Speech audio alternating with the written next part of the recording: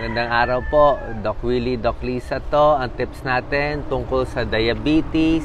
Ang babala ko tungkol sa mababang blood sugar, mataas na blood sugar, tsaka tamang pagkain sa diabetes. Nandito tayo sa Candelaria, Quezon.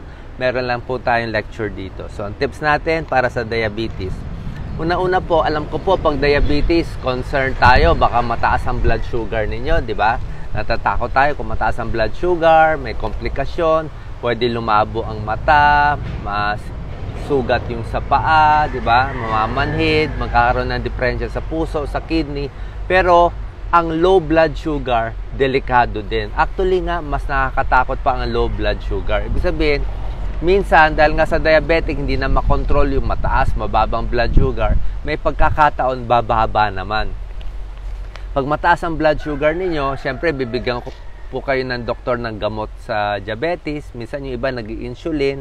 Tapos depende sa kain ninyo, baka mamaya hindi kayo kumain, nalipasan ng pagkain, pwedeng bumagsak ang blood sugar. Pag nag-low blood sugar, tawag po natin hypoglycemia. Ang hypoglycemia, namamanhid, nagbabasa ang kamay, nanginginig, parang magko-collapse. At pag bumaba talaga ang blood sugar, meron talaga nawawalan ng malay, nako-comatose.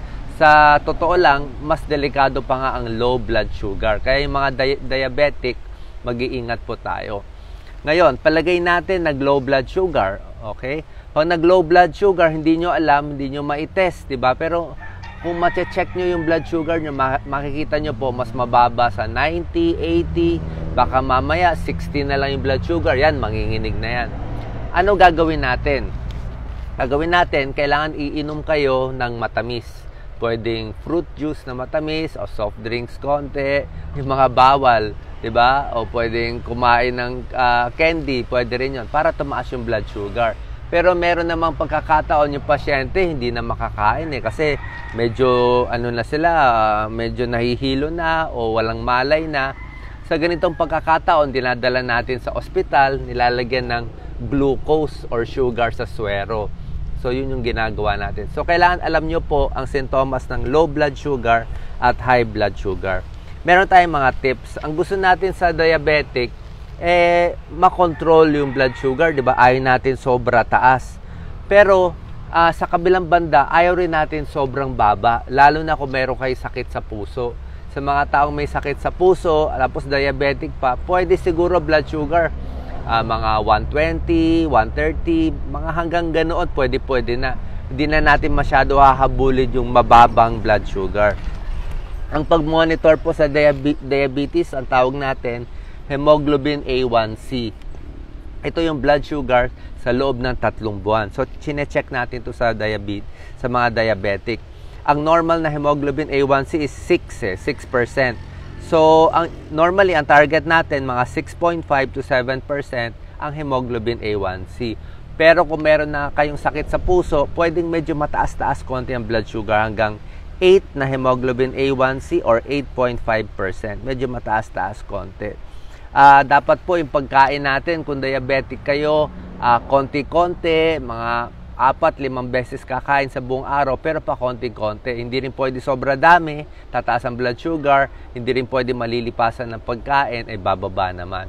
Pagdating sa pagkain, mas maganda po yung mga low glycemic index. Ibig sabihin, yung mga gulay, kahit anong gulay, ampalaya, repolyo, kahit marami kainin mo, hindi gano'n tumataas ang blood sugar. Yan ang low glycemic index.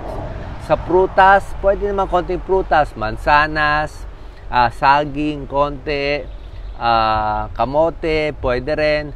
Tapos yung mga ibang pagkain, palagay natin yung kanin, di ba? Konting control, yung mga matatamis, yung talaga iiwasan natin. Kasi mabilis tumaas yung blood sugar natin sa ganoon.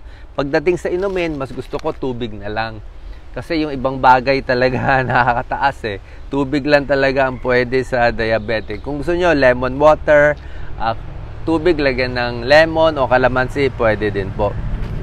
Meron pa ako ibang tips para sa diabetic. Para hindi rin magloko ang blood sugar, dapat bawas sa stress. Pag very stress sa trabaho, yan, magloloko din blood sugar. Kulang sa tulog. Pag kulang ang tulog mo, magloloko din ng blood sugar. At isa pa, yung mga pasyente, dapat po alam nyo kung ano ang gamot ninyo sa mga diabetic. Hindi pwede hindi nyo alam ang gamot ninyo. Ano ba yung iniinom nyong gamot? Dito tayo, Doc Lisa. Alamin nyo ano iniinom nyong gamot. Ilista po ninyo para at least alam ng mga tao na ay diabetic pala siya. Ito iniinom. Mamaya kasi biglang nag-collapse, hindi gumigising, hindi natin alam na diabetic pala siya. So, another tip is dapat iingatan ang paa. Yung sa bahay nyo na hindi matutumba, walang mga matutulis na bagay, o mamaya naglalakad kayo, masugatan ang paa. Kasi pag nasugatan ang paa ng diabetic, matagal maghilom.